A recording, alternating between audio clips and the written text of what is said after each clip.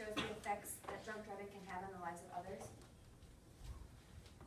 So our driving question is, how can we prevent alcohol use and abuse amongst adolescents?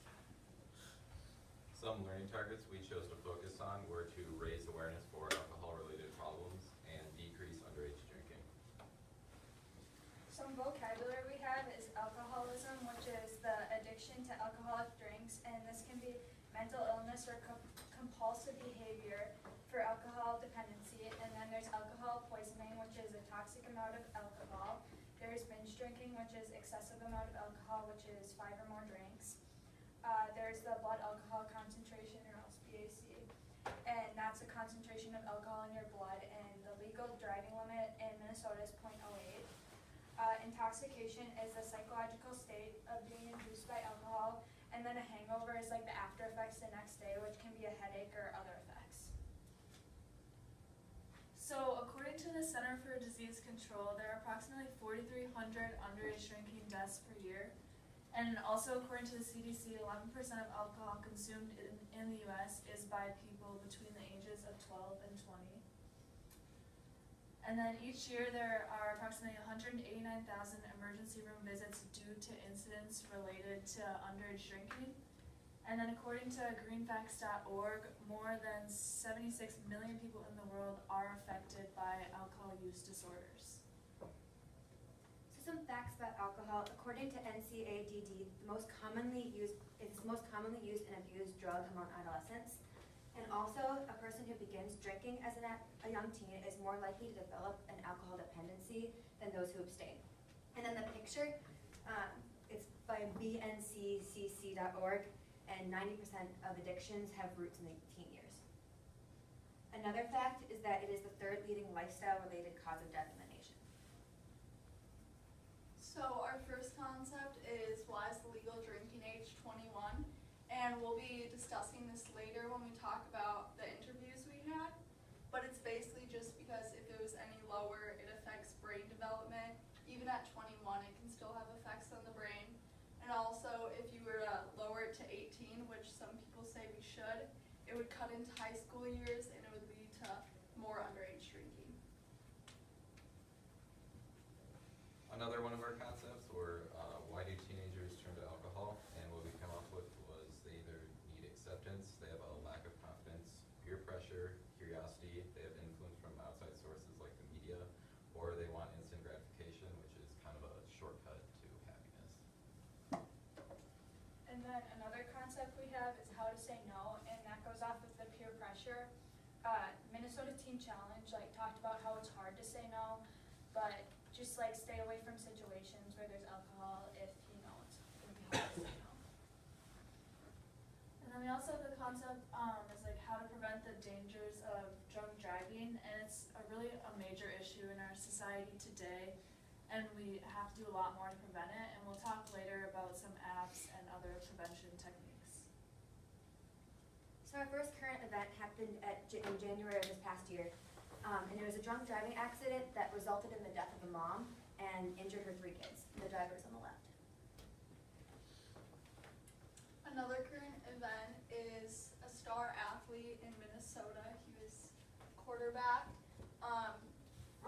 He was at a party where there was underage drinking and it got busted by the cops, and so he fled the party, and then he was later missing, and then he was found dead just a couple miles away from the party. And another global current event is the ties between advertising and underage drinking, and what this found was when kids were exposed to a certain brand of alcohol through advertising more than the other, they were more likely to drink that brand. And also underage drinkers who saw more ads were likely to drink more when they were drinking. Another current event was how Instagram collects data. So a lot of teens today are not scared to post what they're doing on social media. So it's allowed Instagram to collect data on the types of alcoholic drinks that people our age and about how many people drink for both genders. And this helps worldwide, and they think it is better data than actual surveys because people either don't want to answer them or they answer them incorrectly. So for our survey, we asked ECU students if they had ever consumed alcohol, and then we categorized the responses by grade. And you can see the yellow line is yes, and it goes up pretty consistently by grade, the percentage, and then no is the red, and that consistently goes down.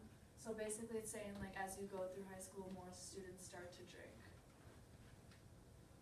We also wanted to see how athletics affected the students' decisions to drink. And so we found that those not involved in athletics, 64% drank and 53% of athletes drank. And so this is over half for both groups of people, which shows the extent of the issue at our school, and also shows that sports don't really affect students' decisions regarding alcohol. In our surveys, we also asked ECU students the same question that was found on the Minnesota student survey. And it was, during the last 12 months, on how many occasions, if any, have you had alcoholic beverages to drink? And the data for each survey is similar, with around 55% not drinking the past 12 months, roughly 30% drinking 1 to 5 times, and about 11% drinking from 10 to 39 times. And these numbers are promising, with the majority not drinking. However, it would be good to see it even more. One of the organizations devoted to fighting alcohol abuse is the Mothers Against Drunk Driving. It was founded September 5th, 1980 by a California mother whose daughter was killed by a drinker, or by a drunk driver. It's the largest nonprofit organization devoted to fighting drinking and driving and underage drinking. On the website, you can find resources for students, statistics, and services for victims. And April 21st, which is coming up, is National Talk with Kids About Alcohol Day. So kind of goes along with this.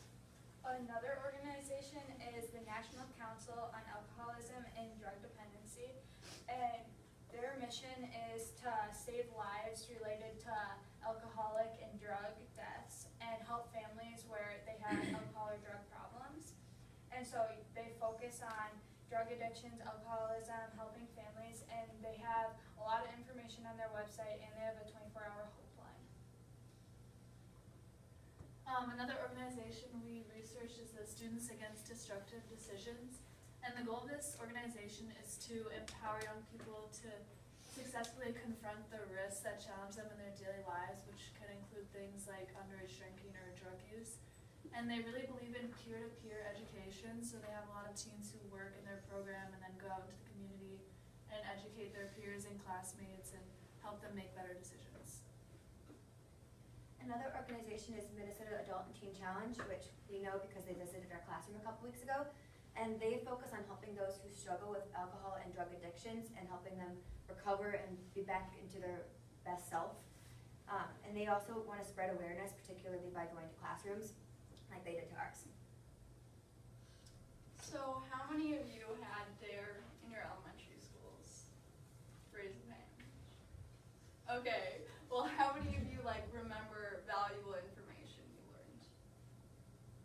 So DARE is a program that was supposed to help children understand the risk of drug abuse and stuff in early years, but they didn't have the right means of doing it, and so the funding got canceled for it, and it doesn't go to elementary schools anymore because there's no information that shows its effectiveness.